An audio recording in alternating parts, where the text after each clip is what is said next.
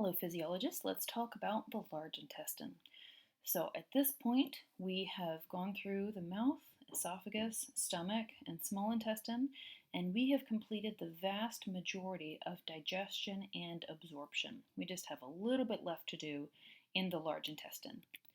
There's four major regions of the large intestine. You have the cecum, which is kind of nicknamed a blind pouch. And then you have the colon, the ascending, transverse, and descending colon, the rectum, and the anal canal. And there is a sphincter between the small and large intestine, and that's the ileocecal sphincter. When you look at the anal canal, there are two different types of muscle. You have an internal anal sphincter that's made of smooth muscle, and this is involuntary. You do not have control over this one. And then your external anal sphincter is made of skeletal muscle. And just like all the rest of the skeletal muscle in your body, you have control over this one. When you are potty training a toddler, basically they are learning how to control this skeletal muscle right here. So as you have food that comes from the ileum right here, the final part of the small intestine, and then it enters through the ileocecal valve into the colon right here. And it doesn't really, some food inevitably will come down here into the cecum. But mainly food or chyme at this point, leftover chyme, whatever you weren't able to digest and absorb yet, will head up the ascending colon, across the transverse colon, and down the descending colon. And then here's your sigmoid colon right here. It's kind of an S shape. And then finally you have the rectum right here, and then you have the anal canal. And you can see your external anal sphincter right here. Also of note, you have an appendix right here that's hanging off of the cecum on the posterior side, and the appendix plays a role in immune function and monitoring what is coming through your digestive tract. If we take a closer look at the anal canal and the anal sphincters, you can see the internal anal sphincter here. That one is smooth muscle, and then the external anal sphincter here is skeletal muscle. That is the one that you have control over. With the appendix, if it becomes obstructed or inflamed, if a foreign body gets stuck in there, you end up with a carcinoma or stenosis where it becomes really stiff, or if the organ kinks, then any of these could lead to appendicitis, which is inflammation of the appendix.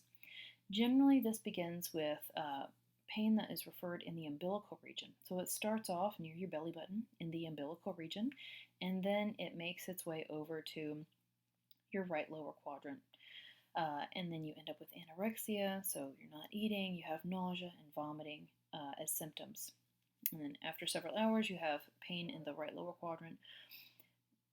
As far as treatment goes, surgery, even though surgery is always a risk, it's a lot safer to just go ahead and have the appendix taken out rather than risking rupture because that could lead to peritonitis or gangrene in that area, and you don't want any of that. So the safest thing to do in this situation is just take that appendix out, have an appendectomy. The large intestine in general has several functions. You've got churning and peristalsis to help move the contents toward the rectum. You've got lots of very good beneficial bacteria that help to convert leftover proteins into amino acids, and you also have a lot of vitamins that are being produced. You've got some B vitamins and also vitamin K, which is important in blood clotting, which is produced by the bacteria in your large intestine. Your large intestine will still absorb a little bit of water, some ions, a couple of vitamins, but mostly the absorption has been taken care of by the small intestine already. So the large intestine will take care of that last little bit of absorption, and whatever's left over, it will help form feces with that, and then defecation, where you expel the leftover contents out of your body. When you look at the histology of the large intestine, you see the same four layers as you do in any other GI tract organ. You have a mucosa, submucosa, muscularis, and serosa. The couple of modifications that you have in the serosa, you're not going to see the circular folds or villi. Those are specifically found in the small intestine. You do, however, see microvilli in the large intestine. So those extensions of the plasma membrane will still be there. You see a lot more goblet cells as well. Goblet cells are responsible for secreting mucus. So you see more of those in the large intestine than in other GI tract organs.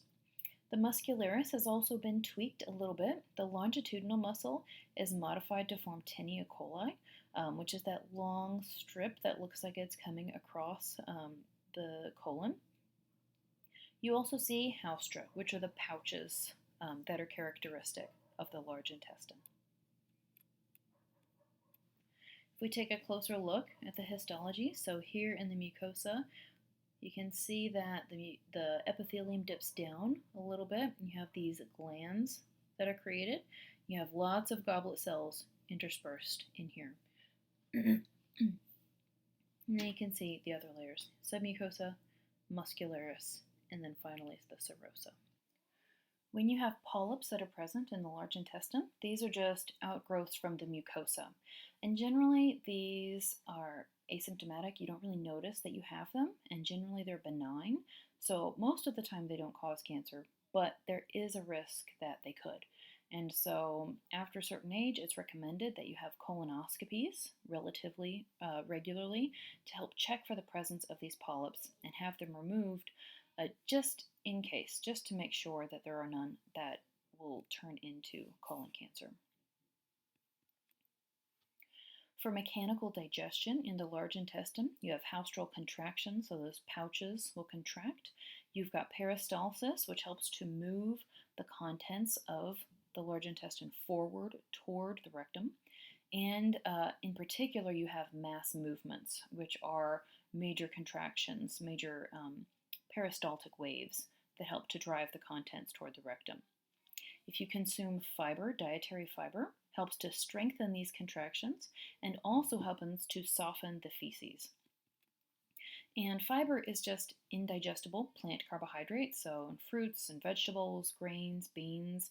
And even though we can't digest these all the way and we can't absorb them, they're still good for our digestive tract. And there's two main categories. You've got insoluble fiber, which helps to speed the passage of material through the digestive tract. And so potentially if you suffer from constipation, then this would be a good thing to consume in your diet, help move things along. Constipation occurs when you have material in your digestive tract that sits there for too long and it's not moving forward. So insoluble fiber may help with that. Soluble fiber does the opposite. It slows the passage of material through the digestive tract. And this may also help lower blood cholesterol because it binds to bile salts. If you bind more bile salts, then that cholesterol will end up being excreted through your digestive system instead of being absorbed. And so soluble fiber is very beneficial, such as that found in oatmeal, for example. As far as chemical digestion goes, we are in the very final stages of digestion. And while your large intestine does not secrete any digestive enzymes, you do have plenty of good bacteria that will help you. These bacteria help to ferment carbohydrates. They produce vitamins like some types of vitamin B and vitamin K. These also, due to the final digestion of carbohydrates, the fermentation of the carbohydrates, this contributes to the flatus or gas in the colon. And you've got plenty of mucus secreted because of those goblet cells, but no enzymes are being secreted. Any remaining water that's left, you can absorb some of that along with some ions and vitamins, but again, most of this has already been taken care of by the small intestine. Defecation is expulsion of feces, and so you get a stretch reflex once you have feces that enters the rectum, and you have a defecation reflex that is begun. If you have diarrhea, this is an increase in the frequency, volume, and fluid content of the feces, and this is because you have increased motility, so increased muscle contractions, increased peristalsis, and because you have that material that's moving through your digestive tract faster than normal, you don't have as much time to absorb the water. And so this is why diarrhea is often, it has a lot more fluid in it. And because you're expelling a lot more fluid and ions, if you have chronic diarrhea, this puts you at risk for dehydration and also for electrolyte imbalance. And so the most important thing if you have diarrhea is to make sure that you stay well hydrated and make sure that you replenish your electrolytes. So by eating some crackers or sipping on Gatorade. Diarrhea can be particularly dangerous in very young children because it's a lot harder just to explain to them, listen, sweetie, maybe you should take some more of this milk or eat a cracker because you have diarrhea. Children don't really listen to us like that. And so it can be very dangerous in children if you're unable to get them to eat or drink, if they're feeling really bad, then they could be at risk for severe dehydration or electrolyte imbalance. But always good to consume some crackers or and sip on water.